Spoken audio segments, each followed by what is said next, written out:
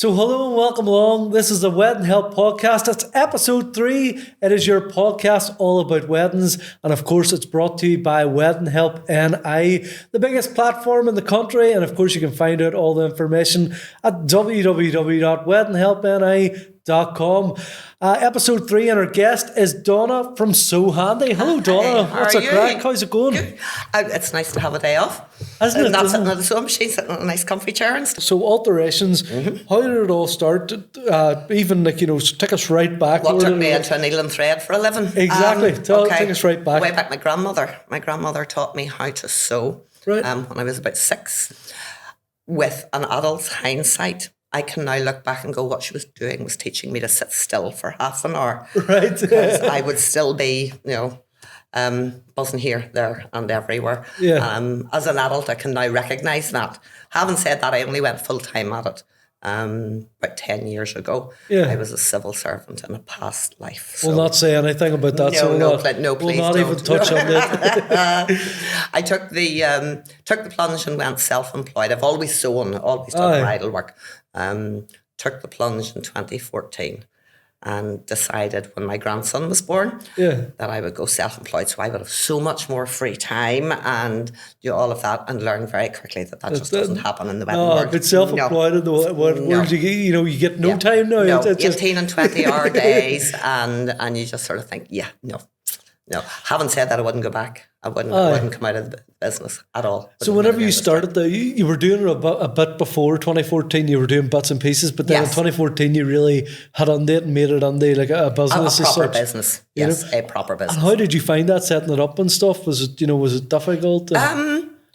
No, to be honest. I have a personality that if I take a notion of doing something, it gets done. So it was a case of I did a couple of courses where I had to be able to organise, because taxman before was you got your wages, tax was already removed. I now had all that to do. Of course. So the sewing end, I knew I could do it. So it was a case of do all the businessy stuff and then just do it.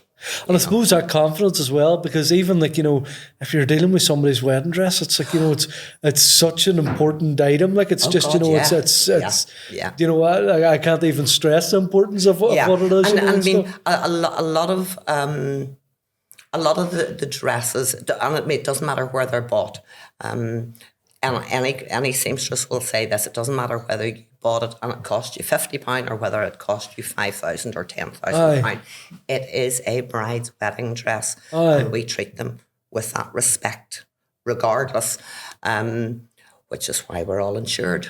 I suppose you never there you go. That's something I've never actually. It's something I've never thought about. Like so there is there's obviously can be insured as a sort of thing. Oh, absolutely. I mean, there are any business. I mean, once you're in business, you have to be able to protect yourself. But you never think about it. I suppose we sew and and even alterations and stuff. You never really think about that. Just No, I suppose to a lot of it, we would still, seamstresses and dressmakers would still be sort of the wee woman who sews. That's a wild. It's there. It's probably wild. But even funny whenever we start this conversation, I was thinking, you were thinking about sewing and stuff, and you did, I had that sort of thought in my head. Even dressmakers, I remember even getting stuff done for like shows and stuff whenever I'd be performing and getting, and it was nearly, I suppose I'm based in Derry, and there would have been a lot of shirt factories and all up around that area, and a lot of them was like wee women who sews that had worked in the shirt factory, and she'd sort of moved on then to do the, she'd a wee business just in one of her spare bedrooms sort of going, when everybody knew about her. But, and I mean, that's how a lot of us would have started. Now, yes, there are girls who have gone, and guys who have gone to uni and, done design and whatever. I would say that the large percentage of us was a case of you were handed a needle and thread as a child or whatever, or you had a school skirt that was far too long at the time, so you took it up yourself. You learned how to do it. But there probably is and I'm not running down university and stuff. They're probably with you. They're probably you've I don't know how many wedding dresses you've altered now, but you know exactly what you're doing, or you know exactly what you're going for. Whereas you can maybe do a course and you'll not get that hands-on experience. I suppose. Wedding dresses, and I mean, even after all this time, and regardless of how long that you do alterations, the design of the dresses always change. There are new designers coming in, and you learn every year. It's one of those things you can't sort of sit down with somebody and say, this is how to alter a wedding dress. And write it down for them. It is a hands-on thing. When I decided to go full-time into a business, one of the first things I did was I hit every charity shop in about a 25-mile radius of Jamara, where I originally lived, and bought every wedding dress that I could find. There you go. And took it apart to see how it was constructed, and then put it back together again, so that I could confidently say, yes, that can happen, or no, that can't. And to me, I learn better doing that. I learn better hands-on. I mean, I can't change the oil in my car because I don't do that. I can be told how to do it, but it's but wedding dresses, yes. You can sit with somebody and say, this is how it's done. But unless you're getting the hands on with it, it's not going to work. And I suppose it's more wedding dress as well. Like you do is it the full bridal part? What way does that I do. I personally do. Yes, I will do the full bridal party, including mums and grannies and whatever. The only ones now I don't do are any of the boys. Right. Tailoring is a totally different ability for a start. A lot of the dressmakers don't. A lot of dressmakers will only do the bride's dress because that's their expertise. Now, you can have that expertise across the board. I personally don't mind doing the 5 bridesmaids, mum and 3 flower girls. They're all with me then at the one time. And to me, it works better for me and the bride, because then the bride gets to see the whole lot prior to the wedding day, so that she can see her vision start to realise. And to me, that's very important.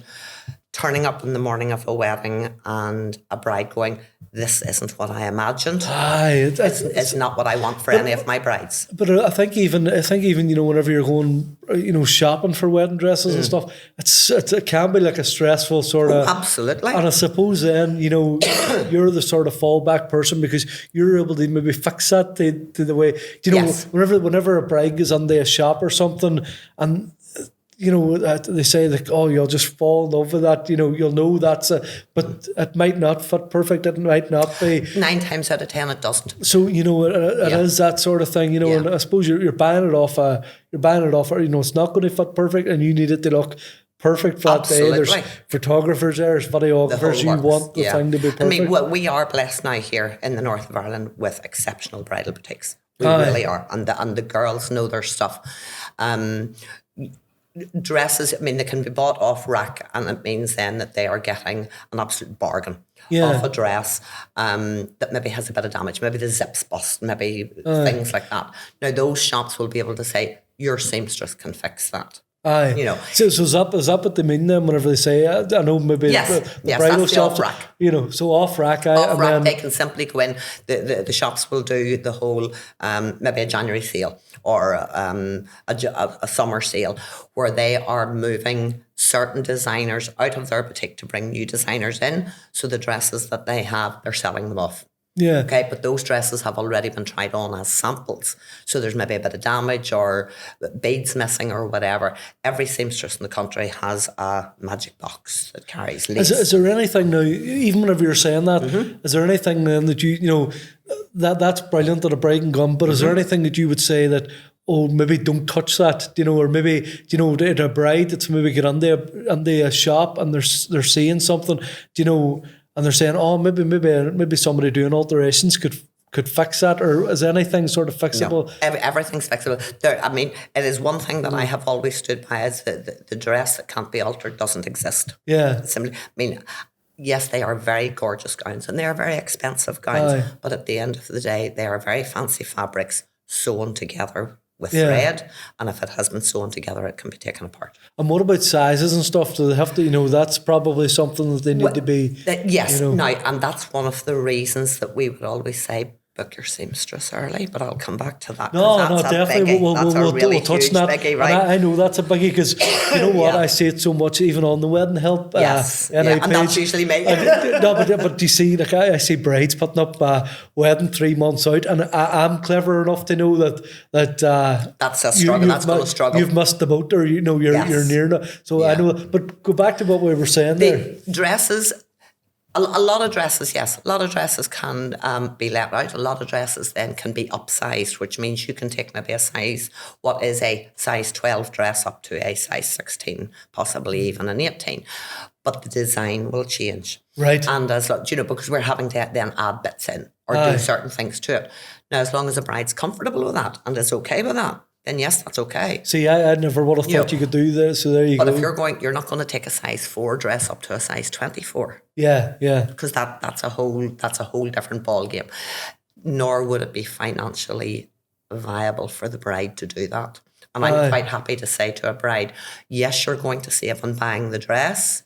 You're going to pay me the same amount to actually make it fit. But I suppose as well, and do you know what? Like, I'm sure you wouldn't mind me saying this. If a bride sort of was right, like I think brides and shouldn't be scared to write on the page.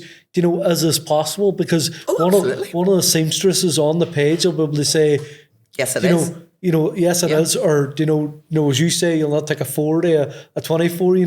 Yeah. You'll be able to advise on what's possible and what's not possible. Absolutely. That sort of way to make it. One of the things and it's the reason that I would always, and I am across the wedding help page saying it all the time, book your seamstress as soon as you have your date. Aye. Because once you have that, and it doesn't matter when your date is. I mean, I've already had an inquiry for 2029. Right? Aye. Now that's just a wee tad too far for me just to be putting into a diary just yet. Yeah. I'm hoping for a lottery win sometime between now and then. We'll see how it goes. See how that goes. But if you have a seamstress book, you are now that seamstress's bride. Aye. And she will go to the wall. He or she will go to the wall for you. Aye. And you are standing maybe in the shop debating about a dress and say the consultant isn't 100% sure if something can be done. You lift the phone, you ring the seamstress you have booked, you go on to FaceTime and the seamstress will go, yeah, that can be done, no bother. If that's the dress you love, bring it to me. Yeah, we can do that. I suppose it's important as well, like even touching on dates, if you have that date, get it booked, because there is only so many seamstresses. Yes, and there's not as many of us. No. And it does. Last year, and I would be, because I would be very detail driven, every now and again I will do this and I will go into the statistics. And last year there was over 22,000 weddings here in the north of Ireland. Okay. Now that included weddings across the board. Yeah. So even if we took a percentage of those and said 15,000 of those where there is a bride involved or two brides involved, there are not 15,000 of us. No. No. And do you know what? You know yourself, like there's a thing called like wedding season, as we talk about. From April they sort of, although weddings now, like this is all year. Like we're sitting here in December. They are all year. I'm on tomorrow night and I'm on Friday night. So it is all year, but there is a certain time of the year where it's going to be really busy, and you can probably only take on so many clients. Yes. Yeah. Can you do more than one client a day, or is that? I would personally, the way that I work, I do my fittings one day a week. Yeah, so it is, and I do back to back, and that's all I do is I pin dresses, and then I spend the rest of the week sewing.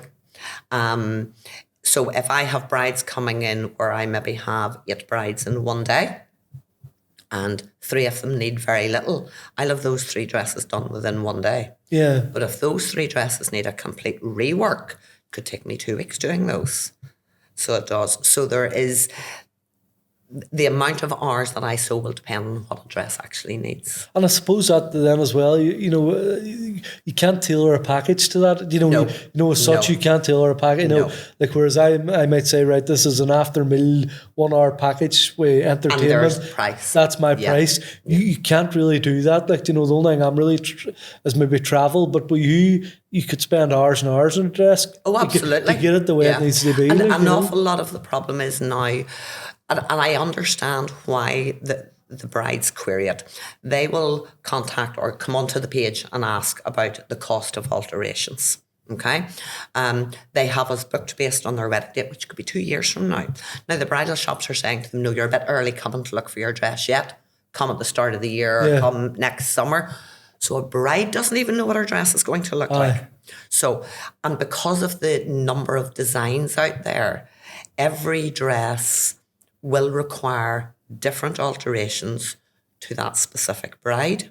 So even if 2 brides come to me with exactly the same dress, they will not need exactly the same alterations. Yeah. So one's going to be one bill and one's going to be another. Yeah. Or if a bride comes to me with a 2-layer gown that simply requires pinning, turning over and stitching, or somebody comes to me with a 9-layer total princess dress with a great big lace hem that's going to take me 3 days to complete. That's so both brides have had their dress taken up. Yeah, but 2 totally different bills. What is like, what would be the best process, for a bride watching this now, the process, they're coming to you and they get made, they bring the dress and they get pin the pins and stuff. They get pinned into it. Yep. Even at that point, there are some who will give, there are some dressmakers who will give a range. Okay. Yeah. Personally, I don't, simply because that range to me is nonsensical. I can tell a bride, any bride that's watching this now, I will charge you somewhere between £50 and £750. Yeah. That range means nothing. Absolutely nothing. Because what they hear is the £50. It's not the... I want. Until I see how a dress is constructed, because that's the other big one. And it gets down to really nitty-gritty stuff. A lot of dresses have beading on them, and it's whether that bead is sewn right through all the layers or whether it's only sewn on the top layer, or because each of those jobs take different amounts of time. And doing alterations is a time thing. Even if I already have a bride standing in front of me in her gown, until I turn that dress inside out for the first time, I can't even tell her what it's going to cost. And so that would be the first program. Where are they in? So how many times does a bride have to come, or what? With me, I offer them 3 appointments every time, and I will offer that to every bride. And it's rare, but it has happened, where a bride doesn't need any alterations. Now, in the 10 years that I have been in business as So Handy, I've only ever had one bride in that respect. And she came to all 3 appointments because it was her, and I was quite happy with that. It was her only opportunity to try all her accessories on and just be in her dress. I suppose reassure as well, because, and you've seen, I don't know, umpteen brides in dresses, but that bit of reassurance to go, that looks perfect, that looks exactly great, that's the way it's supposed to be. Because there is a time lapse between each of those appointments. Personally, I do alterations. I don't start them till approximately somewhere between 6 and 8 weeks out prior to the wedding day. That leaves less time for body changes, i.e. weight, clothing.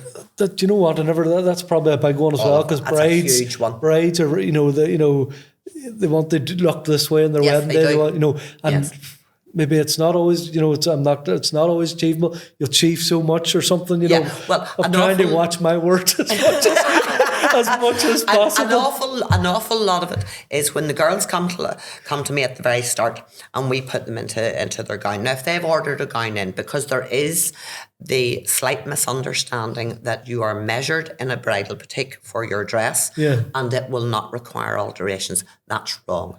That's as simple as that. It is wrong. Okay, you are measured in a bridal shop for a size of a dress. You then come to us to personalise it to your body, to that bride's body. So when that bride comes and we put that dress on her for the first time, 9 out of 10 brides, there's a real dip, I've made a mistake picking this dress. But that's because it doesn't fit, which is why they're with us in the first place. Once we pin it and they come back the second time, they can now see how the dress is going to look. So they can. But inside that time, the visual memory they have is how they looked in their dress at that first appointment.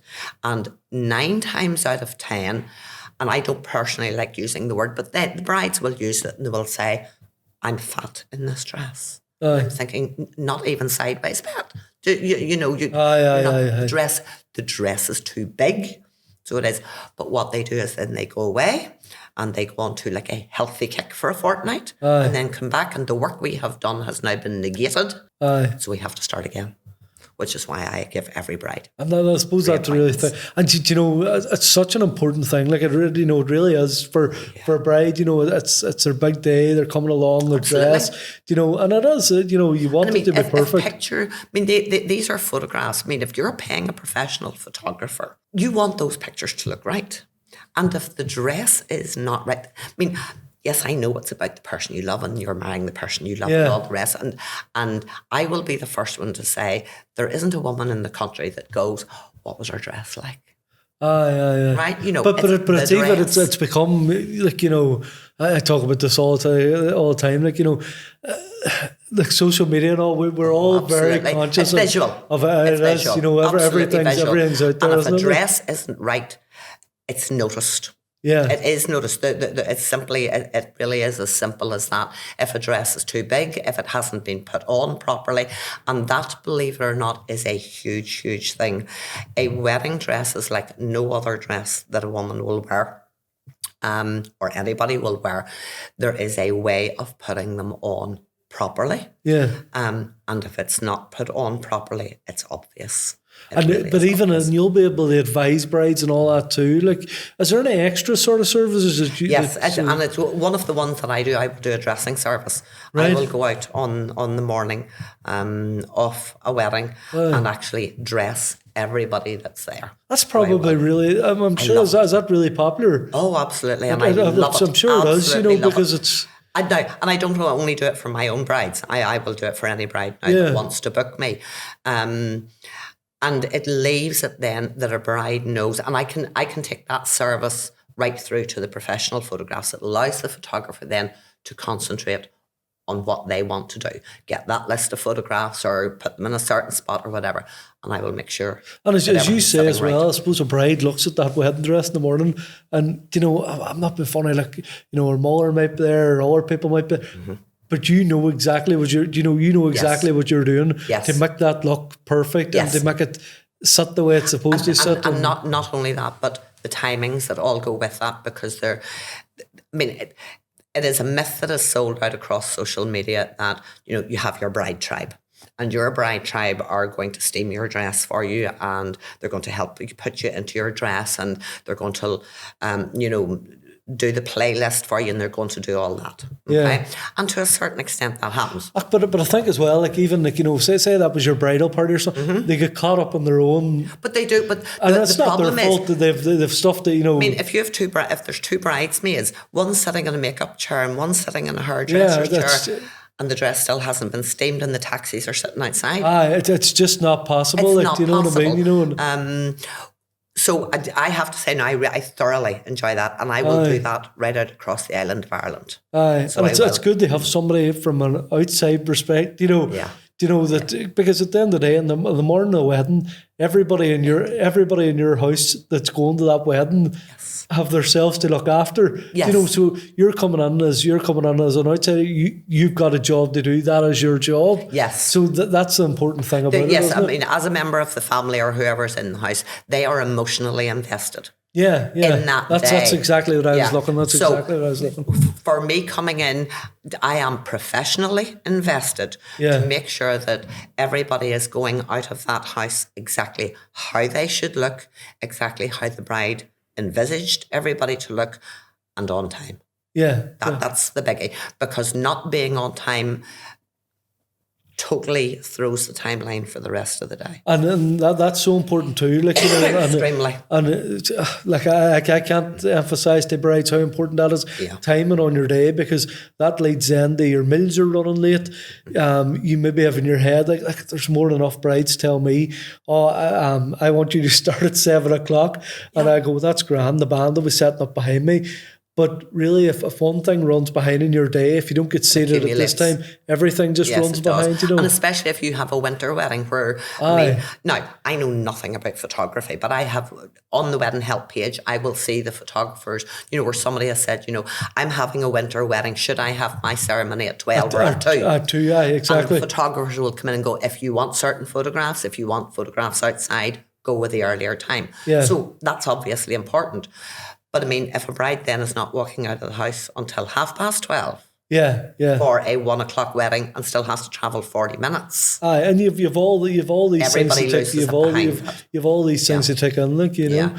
So yes, I have to say I thoroughly enjoy now the dressing services. And what would be your tips as well? Like, I know you've give so much on site, but is there any other tips that you think that really for seamstresses? If you're booking any seamstress, and there are, like any supplier, there are preferred seamstresses. Yeah. There are preferred vendors across the board. Now, obviously, we're on the wedding help page, which means, and we all know each other. We not necessarily have met, but we will all know of each other and we know each other's work. So if I don't have availability, I can go, try this one, try that one. Or I will say, what area are you in? But even as I said in the last podcast as well, there's a page for the vendors. Yes, there is. And like, you know, we can go on there, we can talk, and if one of us are under pressure, you can always, do you know what I mean? Send them sideways.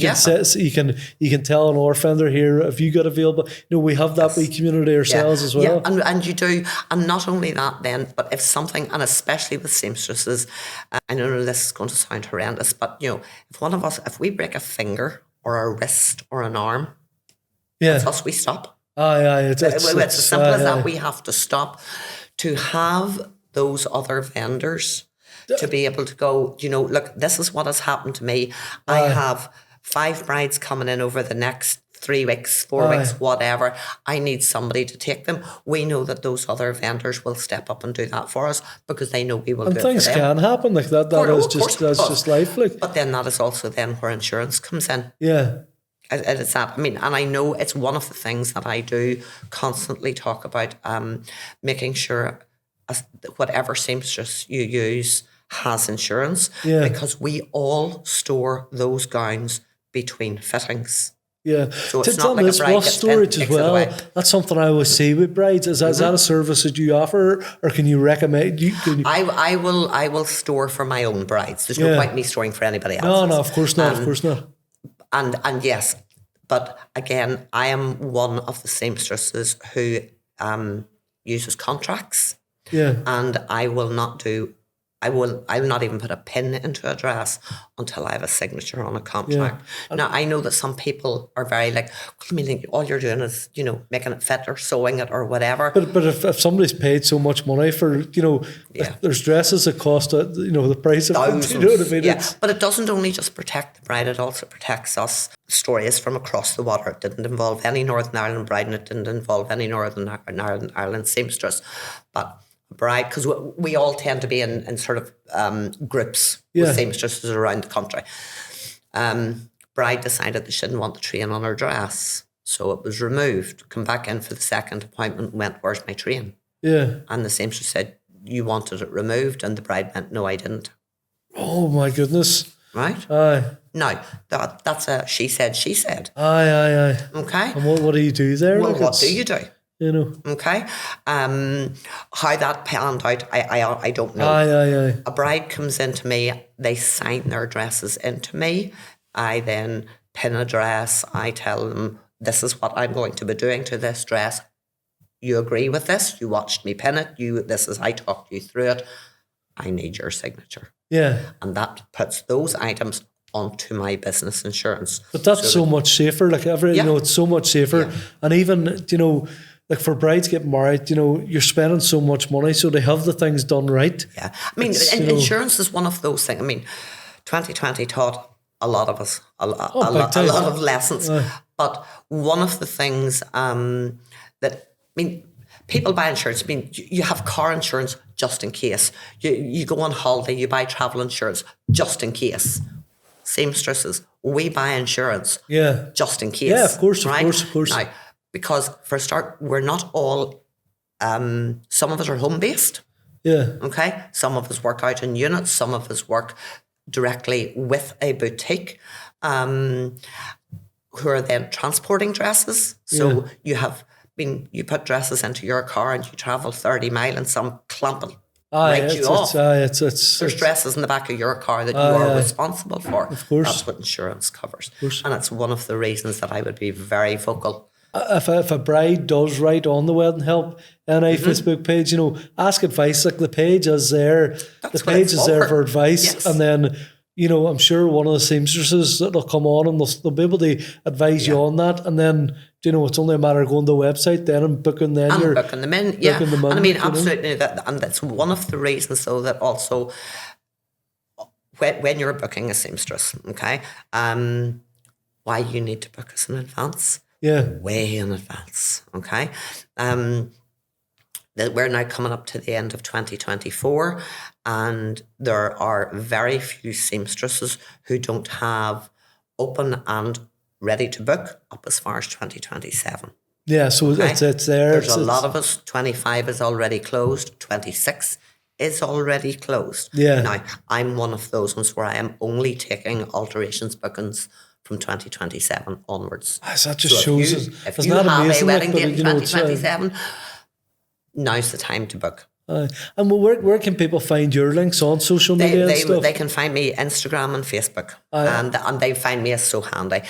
To be honest, the best place to find me is the Wedding Help page. Do you find the Wedding Help page is brilliant for your business? Absolutely. It's where they go. They know they will get the information. They know they have professional suppliers who are going to come in and be honest with them and say to them, yes, you know, we can do that, or no, I'm not available, but you can try there. It's a safe place as well for brides to ask questions that you might, you know, because I know even on Facebook you can do, and I may be wrong in saying that, anonymous. Yes, it's there. It's on the Wedding Help page, yeah. So you don't feel stupid asking a question. Just do that, you know, ask a question, however silly you might think it is. Because just, you know, like everything else, if a girl getting married, for me, if a bride is getting married and planning her wedding, and she's the first in her peer group to do so, and has the only information or the only input that she is getting is from the generation above, which is now my generation. Okay, the information that I was given when I got married almost 40 years ago is nothing like what the information is being handed out now. Weddings of, you know, there's so much. So people who will come onto the page and go, you know, I've been told I need to book a seamstress now, or I've been told it's far too early to be planning my 2026 wedding. And every vendor in the country is going, if you want me, you book me now. Aye. One of the things now as well is because they have the Wedding Help page to go to. Yeah. And as long as, if they're active on it, if those brides, you know, comment, go onto it daily. There's always a new question. Always a new question. The cost of alterations. Now, it hasn't surfaced for a wee while, but guaranteed after Christmas it will, because there will be a whole rush there'll be brand new brides so that will surface again. And the minute that I see that question go up, I will go in and I will answer that. I don't care whether the bride is mine or not. If it's their first rodeo, as I talk about, they don't know what they don't know. Yeah. It is up to us as suppliers to give them that information. Nobody can make an informed decision if they aren't being given the information to do so. And as suppliers, it's up to us to give it to them. What's your things like in travel, Donna? Will you go? I'll travel all over. I'm up for a road trip any day. You're up for so Donna's happy any day of the week. Passports at the red. I have my first wedding dressing abroad. Great. In 2026, so I'm so looking forward to that. I was in Italy last year, so I was doing one. I'm heading to Portugal 2026. It's amazing. You know, if I felt very international go through there, great. You know, that's great. I don't know what I was doing. You know, have you any more tips for brides? Anything else you can give them tips on? Trust the process. Yeah, trust the process. It's a scary process. When you're standing in front of a seamstress who has a pair of scissors in her hands. Yeah. And there are certain jobs that we do to certain dresses, big tulle dresses especially, for shortening them. We do that while you're standing in them Yeah. with sharp scissors. So it is, and that's the big. But that's a trust the process one. Do you know what I think that's for? I think that's for any service. Any sort of fender. Couples can come on and do you know what? Your vendors know what they're. Your vendors. Yeah. If they're good enough vendors, look at their reviews. If they've good enough, they know what they're doing. They know what they're doing. Yeah. They're capable of knowing how your day should run. And I think brides can get sort of caught up and going, oh no, what about this? What about this? Don't panic. If you've them booked in, they know what they're doing. They know exactly. I mean, how to do it. One of the things I will tell my brides as well is that they have a vision for their day, and they are totally invested in making that vision a reality. Yeah. Okay. Pick the right suppliers, and we're right there with you. We are as invested in making sure that your vision happens, especially as a seamstress, because we are only as good as the last bride who walked up the aisle. Doesn't matter how many brides went before that one. It doesn't matter how. Yes, it matters the reviews, but I can have 100 great reviews, okay? Yeah. But I am only as good as the last bride that walked up the aisle. So while everybody else is emotionally invested in that day, I'm making sure that I'm happy the way that bride, because it's my reputation that's walking up behind her. Of course, It's not a bridesmaid. It's my reputation. Of course. And if I hear something, especially if I'm out doing a dressing service where I'm going through, I offer a couple of different packages where I can go right to the photographs, and you'll hear maybe in the background, her dress is perfect.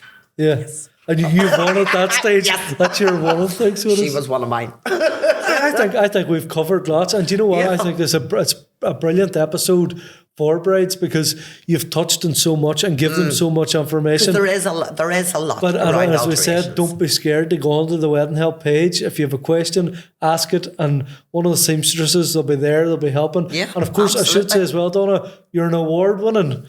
You're Double an award winning. double award winning. I will watch my girl have them up in my fitting room.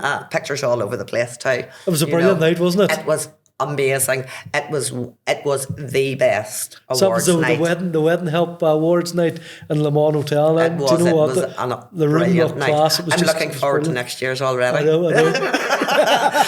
It'll take some topping, but I'm quite sure Chris will do it. He will. Of course he will. Thank you so much, Donna. And you've been episode 3 of the Thank you Wedding very Help much. podcast. Thank you. you. Cheers. Bye for now, guys.